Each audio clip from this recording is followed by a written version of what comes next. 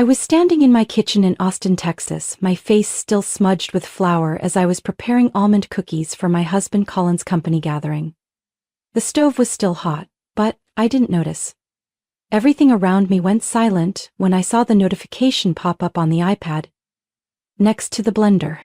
Sienna marketing project? Tonight's gonna be wild. Thanks for the surprise dancer. The girls are all hyped. XO. I froze, still holding the paring knife, though I wasn't slicing anything anymore. Marketing project? I had never heard that name before. I tapped the thread. Her real name popped up, Sienna Brooks, 28, Colin's new assistant at the digital media agency downtown. I remembered her. Met her only once at last year's Christmas party when she laughed a little too loudly and touched Colin's arm like an old friend. I felt something off then but blamed myself. I didn't want to be that kind of wife, jealous, petty. After 12 years of marriage, I still believed Colin was a good man. I scrolled further through the messages. Remember the Crescent Resort? Still can't believe we almost got caught. Do you still have that photo of me in the white robe? I went numb. Every line, every heart emoji, every mention of secret partner ripped through my chest. In under a minute, I saw it all. Plans to hide things from me, hotels, dinner receipts, angled shots of hotel beds. Everything I used to call a marriage had become a hollow shell. My hands shaking, I opened the attachments tab. One photo showed Colin standing in front of a hotel room door with a bottle of champagne in hand. The next, him unbuttoning his shirt, wearing a smile I hadn't seen in years. The more I scrolled, the harder it became to breathe. There was a receipt from Aria Hotel in Denver. He had told me he was there for a strategy summit. And then there was this message. You should win Secret Boyfriend of the Year. After my bachelorette, let's sneak away for a few days. I let out a laugh, not from amusement. It sounded hollow, sharp, like glass breaking. So the urgent client meeting tonight was just a pathetic excuse to play dancer at the bachelorette party of a woman who is engaged to someone else. That woman was Sienna. And her poor fiancé had no idea. Alongside the flirty texts were entire conversations planning a new life post-wedding. I once thought storylines like this only happened in trashy reality shows. I didn't scream. I didn't smash things. I didn't call him in a rage. I sat down on the kitchen floor, back pressed against the fridge, and breathed. In my hands, the iPad glowed with undeniable proof.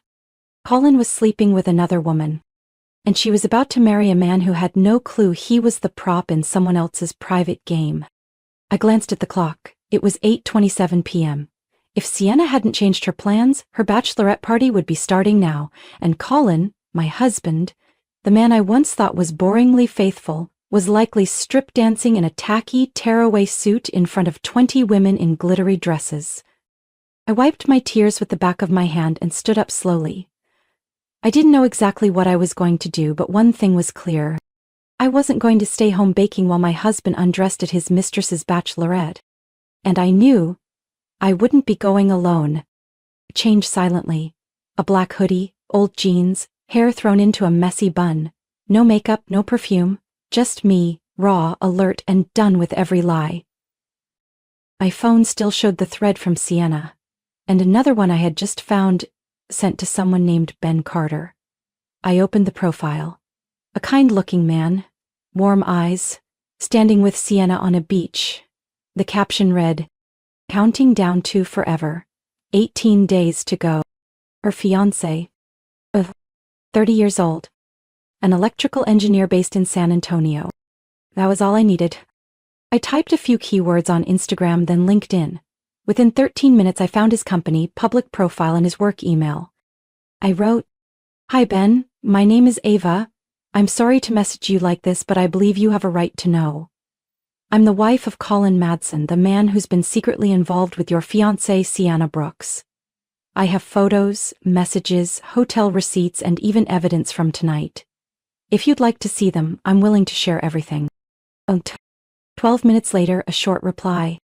"Can you call me right now?" I did. Ben's voice was calm at first, but as I described the fake business trips, the hotel stays, the photos, his words caught in his throat. When I mentioned the Crescent Resort, he went completely silent.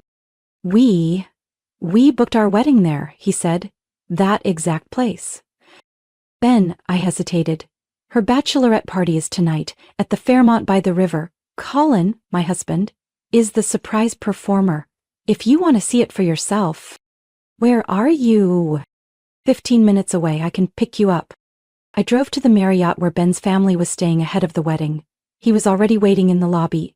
Gray shirt, pale face. Beside him stood a middle-aged woman in a navy velvet dress, and an older man with sharp eyes and silver hair. This is my mother, Lucille, and this is my father, Walter Carter. They want to come too, Ben said. No further explanation was needed. I nodded and unlocked the car door. No one spoke during the 18-minute drive to the Fairmont Hotel. The only sounds were the soft click of Lucille's rosary beads in her hands and the faint swiping as Ben scrolled through the screenshots I had sent him. I glanced at the rearview mirror. Walter stared straight ahead at the road, unblinking. As we neared the hotel, he finally spoke, his voice gravelly and low. Do you know what you want out of tonight? I looked up at the mirror and replied, I want the truth. Not drama, not revenge, just the truth. Clear enough that no one can twist it anymore. Lucille nodded, still clutching her rosary. Sometimes the truth alone is enough to destroy everything built on lies. I led them through the lobby and up to the second floor. The party was happening in a private room with a sign that read, Bachelorette Bash Bride-to-be, Sienna Brooks. The bright gold letters screamed against a hot pink backdrop. I stopped in front of the door, took a deep breath, then turned to Ben. You ready? He nodded. Let's go. I pushed the door open. It flew wide. The music cut off at the worst possible moment, mid-bass drop suffocated instantly by the thick tension that rushed in behind us. More than 20 women in sparkly dresses whipped their heads around. And in the center of the room, under flickering purple lights, stood my husband. Colin, shirtless, one side of his rip-off pants already torn down, a crooked black bow tie hanging from his neck. His face froze like it had been struck by lightning. And right in the spotlight, Sienna, the bride-to-be who would walk down the aisle in 18 days, lifted a champagne glass high in the air. Her face drained of color the second she locked eyes with Ben. No one spoke for the first 5 seconds. Then Lucille cut through the silence with a voice sharp as a knife. What are you doing, Sienna? The champagne glass slipped from Sienna's hand. The glass shattered on the floor, a clean, final sound, like the ending of a story no one wanted to hear. Ben, Sienna gasped, eyes wild. It's not what it looks like. Ben didn't move toward her. He simply held up his phone, screen lit so the entire room could see the messages, the photos I had sent him. Whispers rippled through the group. A few women backed away, clutching their purses, lowering their heads to look at their phones. A bridesmaid in a sea green dress stammered. What is going on? I stepped forward. I didn't look at Colin. I faced Sienna, my voice steady, not loud but cutting through every sound. You've been sleeping with my husband for 8 months. You've been lying to your fiancé, and tonight, while claiming this was your bachelorette party, you hired my husband to be the surprise dancer. How long were you planning to keep this act going? Colin took a step back, his mouth opening slightly to speak, but I turned away before he could form words. I have everything. Hotel receipts, selfies of you two at the Aria, messages where you called Colin your secret partner. Even that time you complained about how exhausting wedding planning was and how you wished the two of you could just disappear to Chicago. Ring a bell? Sienna shook her head, speechless. She tried to move toward Ben, but he stepped back. I booked our flights, paid for our honeymoon suite, ordered flowers, hired the band. I even picked out your dad's tuxedo, Ben said, his voice breaking. And you're here, with someone else's husband. A woman in the corner started crying. Lucille placed her hand over her chest while Walter's jaw tightened, arms crossed. I turned to Colin, still standing there like a statue. Do you have anything to say? I asked. I didn't know it would get this far, Colin stammered, eyes blinking rapidly. Sienna said it was just for fun. A light-hearted party. I let out a dry laugh. Light-hearted? A luxury hotel. Purple strobe lights. And the exact same outfit I found the receipt for 3 months ago? The one you claimed was a business expense? Outside I heard footsteps, likely a security guard responding to the noise, but no one left the room. I pulled out my phone and opened the message Colin had sent Sienna just 2 days earlier.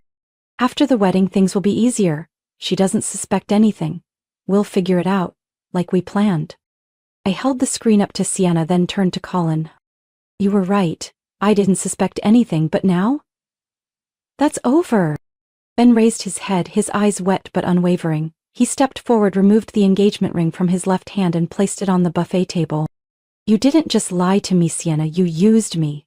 You let my parents fund a wedding you had no intention of honoring, and worst of all, you actually thought I'd never find out. One of Sienna's friends, likely the maid of honor, stared at her in disgust. You let me spend a month planning this fake party? Sienna cried. She couldn't say a word. I turned to Colin one last time. You can say whatever you want, but I'm done listening. I walked out of the room without looking back. Hadn't even reached the hallway before I heard Colin's voice behind me, trembling, desperate. Eva, wait. We need to talk. Not in front of everyone. Please. I turned around and looked directly at the man I had trusted for the past 12 years. Do you remember March 16th last year? I asked, my voice not loud, but clear enough to quiet the room. Colin squinted, trying to recall. Your mom's birthday? I nodded. Yes. But it was also the day my brother flew in from New York. His first time back in 4 years. The whole family waited for you all evening and you texted that your flight was delayed in Houston. I paused, my gaze locked on Colin. Do you know why I didn't ask more questions? Because I believed you. I defended you when my mom said you could have switched flights. I pulled out my phone and opened the hotel receipt from that night. Hilton, Hoston, Post Oak. Room 1732, 2 guests. Booked under C. Madsen and S. Brooks. I kept this receipt for nearly a year, not knowing what it really meant. Colin froze, his hands clenched at his sides. Sienna turned ghostly pale. I thought you were on a business trip, and you... I turned to Sienna. You posted a story from a luxury car with no location. You thought I wouldn't notice, but hotel lobby cameras don't blur faces. And timestamps don't lie. I paused again, softer this time, but sharp as a blade. Colin, I know this wasn't the first time. The air turned heavy. Do you remember Valerie? I asked. She was the first person I called after reading every message between you and Sienna. Colin's eyes widened. I know you dated briefly before you met me. You told me it didn't work out because she was too busy, not ready to commit. I stared at him. But Valerie told me something else. That you said you loved her. That you were planning to propose. Then you disappeared, just weeks after meeting me at that corporate seminar. Sienna glanced at Colin, who stepped back. You once told me I was the first person who made you want a family, I said, my face unreadable. Turns out I was just the next version of a recycled script. Ben inhaled sharply. His eyes weren't pained anymore, they were cold. And you? He said to Sienna, voice steady but laced with fire. Did you think I wouldn't notice my parents paid 80% of our wedding costs? You said you wanted the lakefront resort because it had family meaning, but really you wanted the Carter name on the invitation, to elevate your own. He shook his head. You used me. Used my family. Built a fake fairy tale to cover your plan to run off with someone else's husband. Mr. Walter, silent until now, finally spoke. Sienna, you didn't just shame yourself, you shamed your parents. Our relatives flying in from Michigan next week, they believed they were attending a celebration. Sienna shook her head, tears pouring down. No, that's not... I was confused. I thought... You thought you were clever enough to fool everyone, Lucille cut in, her voice no longer trembling. But God does not sleep. I stood still, breathing deeply. Everything was unfolding as if I had rehearsed it for months, though in truth I had pieced it all together in just a few hours. Colin, I said, when you said I was controlling, that I made you feel suffocated, did you ever consider why? That I was anxious because something invisible was eroding our trust? I used to think it was my fault, but now I know. I was the only one who didn't realize I was being lied to. The room went silent again. It no longer felt like a party, it was a courtroom. And today, no one could escape. I didn't need to shout, I didn't need to create a scene. I simply placed a navy folder on the banquet table, next to Sienna's shattered glass and the abandoned engagement ring. "This is the last thing I brought," I said, my eyes still on Colin. He squinted, confused. "Our retirement investment account," I began. "We agreed not to touch it until we were both 50, but for the past year the balance has steadily dropped. Despite no major market shifts." I pulled out 3 statements. January, 5,000 withdrawn, labeled marketing advance. March, 8,000, internal travel. May, 12,000. By August, a straight 30,000 withdrawal, no description. Colin swallowed hard. I continued. "I hired a private auditor. They tracked every suspicious withdrawal over the last 6 months, and they found something interesting. A company named Madsen Creatives LLC. Registered under your name in Delaware." Sienna flinched, her lips pressed tight. "The company has no real office, no staff, no business activity, but it received over $142,000 from our retirement account." I stared at Colin. "You moved money into your own name, then used that company card for hotel bills, gifts, getaways, with her." "I didn't," Colin tried to interject. I held up the next page. The deposit invoice for a luxury condo at San Antonio Riverwalk, valued at $570,000. "Do you know whose names are listed as co-owners?" I asked. "Colin Madsen and Sienna Brooks. They used your personal email as the contact and her phone number." I turned to Sienna, who no longer had tears in her eyes, only a silent, embarrassed look. "Were you planning to move in after the wedding? Or wait until I was officially gone from his life?" Colin stammered. I was gonna surprise her with it, but I didn't use any money from our account." I raised an eyebrow. "Didn't? You think I don't know you mortgaged our house to shift the funds? The only property still under both our names is now stripped of its equity. And the stated reason? Personal brand development. A brand I was never told about, and that has nothing to do with me." Ben looked at Colin with disgust. "You were going to use your wife's money to fund your runaway plan with someone else's fiancé? That's worse than a bad novel." Mr. Walter, who had remained silent until now, finally spoke. "I used to be a senior auditor in the oil and gas industry. And I'll be honest, your financial cover-up was amateur. If Ava hadn't caught this, the IRS would have sooner or later." Mrs. Lucille placed a gentle but firm hand on my shoulder. "You did well, very well. You didn't collapse in silence like so many other women." I nodded, thanked her, and turned to Colin one last time. "Last week," I said, "I worked with an attorney. We moved half of the joint legal assets into a temporary trust under protected personal rights, not even counting the funds you misused." Colin opened his mouth to object, but I raised my hand to stop him. "And before you ask, yes, I had every right. Because the only remaining asset under both our names had your name removed once you used that phantom company as the mortgage basis. I didn't break the contract, you did." I flipped to the final page in the folder. "This is the formal request to freeze all joint accounts until the civil investigation is complete. And this is the preliminary divorce petition, unsent but fully prepared." I placed both documents on the table. "You can read them thoroughly. I don't need another apology. I need clarity." Colin gasped, like someone had just punched him in the chest. Sienna sat motionless, no tears, no reaction. And I, for the first time in over a year, felt like I was exactly where I needed to be. No more backing down, no more waiting for someone else to clean up what they broke. The banquet room door burst open again, but this time it wasn't me. It wasn't Ben. It wasn't anyone involved. A tall, lean man in a black suit stepped in, leather briefcase in hand. His eyes scanned the crowd, then landed on Colin, who had just tried to sit down as if his legs could no longer support him. "Am I on time?" the man asked, his voice low, clear, and sharp like steel. Colin shot up. "Derek, what's going on?" The man nodded. "Yes, it's me. Derek Hall, co-founder and chief legal officer of the company you quietly turned into your personal playground." I held my breath. Of all the scenarios I had rehearsed in my head, I never once imagined Derek Hall showing up. Colin's longtime business partner, and a man so blunt he used to intimidate even me during board meetings.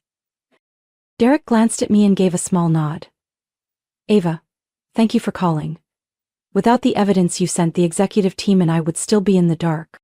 Colin's mouth opened. You can't be serious. Oh, I'm very serious, Derek snapped. You used the company's credit card for personal expenses, hotels, flights, gifts, even a non-existent internal training program, totaling nearly $92,000 in less than 8 months. Sienna slumped into her chair. Derek continued, unflinching. You thought being a co-founder meant immunity? You signed the code of conduct, Colin. You helped write the ethics charter with me. And then you broke every part of it. Colin was drenched in sweat, his voice shaky. I was just advancing some expenses. I was going to repay. Derek didn't blink. Did you know the 5-night hotel congratulatory email from the Lafayette went to your work inbox? The new security system logged all internal network access. That's how we found the dual email accounts you created to fake travel records. I turned to Sienna. She was shaking now, gripping the chair arm to stay upright. And the worst part, Derek went on, is you brought a junior employee along on those trips. He locked eyes with Sienna. Ms. Brooks, do you remember the company's mandatory policy on zero tolerance for superior-subordinate relationships? Sienna jumped up, her eyes wet. I didn't realize the policy was that strict. I thought... You didn't know? Derek cut in. Let me remind you. Every employee undergoes ethics training and signs an acknowledgement form. I have yours on file. No one said a word. Derek opened his briefcase and pulled out 2 cream-colored envelopes. He placed them on the table. One is Colin Madsen's termination letter for gross misconduct, effective immediately. The other is a notice of suspension for Miss Sienna Brooks, pending formal review. Both are barred from accessing company assets, systems, email, and client lists as of today. Colin staggered. You can't do this. I helped build that company. Which makes your actions even more disgraceful? Derek replied, eyes cold as steel.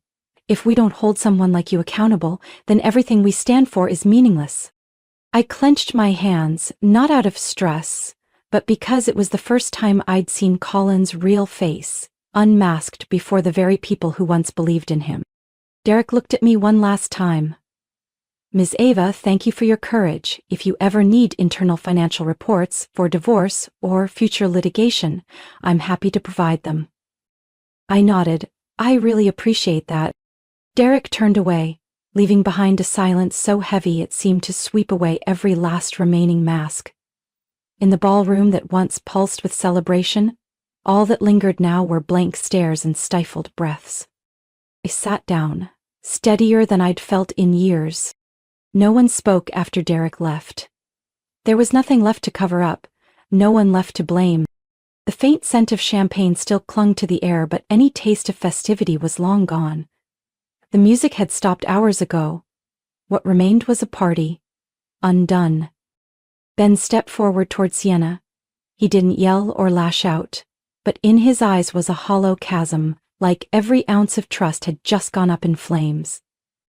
I met you back in 2020, Ben began, voice low and a little hoarse. You were still working at a cafe after finishing grad school. You said you were tired of being seen as decoration, that I was the first man who ever made you feel safe. He paused, let out a bitter laugh. The irony, because for the past 3 years, I poured my savings, my heart into building a life for us, and you spent your time plotting an escape route with someone else's husband. Sienna burst into tears.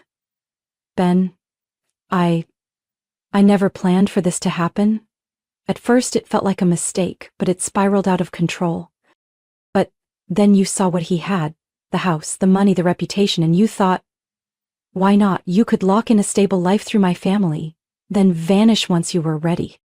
Lucille wiped her eyes and stood beside her son. We loved you like our own, called your parents friends. We spent 6 months preparing this wedding. Do you think people our age can survive a betrayal like this? Sienna trembled, clutching the edge of her dress like a scolded child. But no one moved to comfort her. No one believed her anymore. Pastor Chapman was waiting in the car, Walter said, his voice icy with disappointment. Based on what happened tonight, the church can't proceed with the wedding. The ceremony is cancelled. Sienna collapsed onto a chair, burying her face in her hands, her whole body folding in on itself. Ben removed the silver ring from his left hand. He turned it slowly, then placed it gently on the table. The soft clink echoed through the silent room. I deserve better. One of Sienna's bridesmaids stepped forward hesitantly. I'm sorry, but I can't stay. The rest of the group already booked early flights. She turned away, eyes low. One by one, Sienna's friends stood up. They gathered their handbags, high heels, and unopened wedding gifts. None said goodbye. They left quietly, as if afraid to brush up against the stains spreading from the center of the room. Sienna suddenly cried out, voice cracking. I didn't think it would explode like this. I was just trying to find something better, something safe. I walked slowly toward Ben, placing a gentle hand on his shoulder. You're not alone. Ben nodded slightly. His gaze was no longer on Sienna. It was fixed on the door. On freedom. Walter squeezed his wife's hand. We'll handle the vendors. Better to lose a deposit than to throw a wedding built on lies. Sienna looked up, eyes bloodshot, mascara smeared like a watercolor ruined by rain. Dad, Mom, please, don't abandon me. Lucille didn't scold her. Her face held only quiet sorrow. We're not abandoning you, but you'll have to live with the choices you made. Only a few people remained. Me, Ben, the Carters, and Colin, still leaning against the wall, eyes vacant, spirit elsewhere. I looked at Sienna one last time. A better life never starts by destroying someone else's. 6 months after that fateful night, I sat on the back porch of a little wooden house outside Flagstaff, Arizona. I was holding a cup of peppermint tea that had long gone cold, watching a flock of sparrows descend onto the yard. I sold the old house in Austin a week after the court accepted the divorce filing. Colin didn't put up much of a fight. The evidence: financial misconduct, workplace violations, and public backlash was overwhelming. His attorney tried negotiating, but after 2 meetings they realized I wasn't there to haggle. I wasn't chasing a win, I just wanted my life back. The new house was small but peaceful. No pricey security systems, no smart lights, no voice-controlled panels, just the sound of wind weaving through pines and the scent of fresh timber on my sleeves when I opened the door. I now worked part-time for a nonprofit that helps women rebuild after divorce and emotional abuse. It's not glamorous, no suits, no KPIs, but every support group, every quiet story shared by someone learning to stand again, made me feel like I was exactly where I needed to be. Ben and I still kept in touch. We weren't dating, at least not yet. But now and then he'd drive up from Tucson, bring black coffee and a couple of books he thought I'd like. We talked about everything, except the past.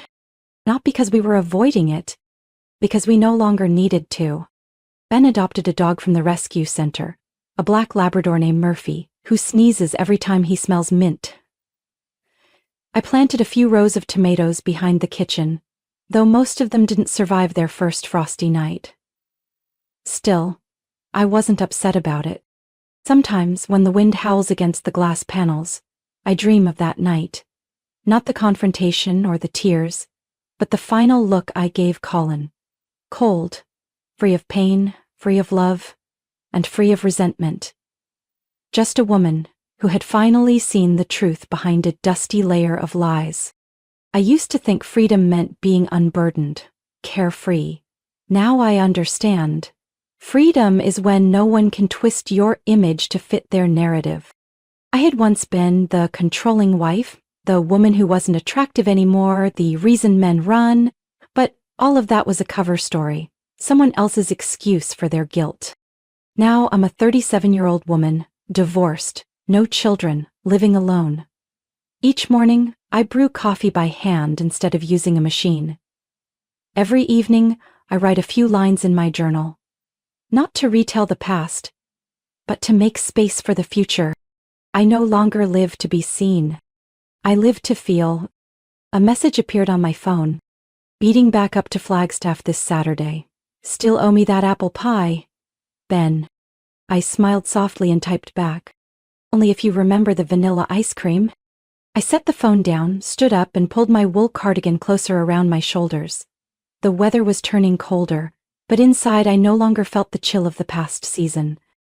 I had walked through the storm. And on the other side, I found myself. Ava's story is a powerful reminder that no one should sacrifice their dignity to hold on to a relationship built on lies. In real life, many people stay silent out of fear of change.